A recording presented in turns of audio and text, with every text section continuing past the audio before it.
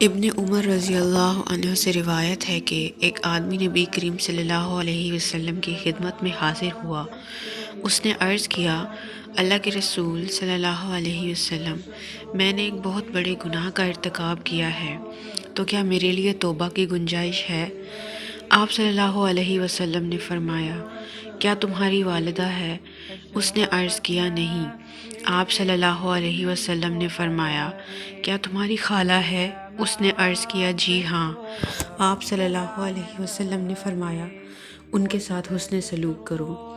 مشکات 4935۔ Narrated Ibn Umar رضی اللہ عنہ, a man came to Prophet Muhammad peace be upon him and said, I have done a great sin. Is there any chance of acceptance of repentance for me? Prophet Muhammad said, Do you have mother? He said, No.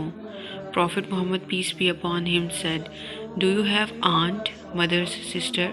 He said, Yes. Prophet Muhammad peace be upon him said, Treat your aunt nicely.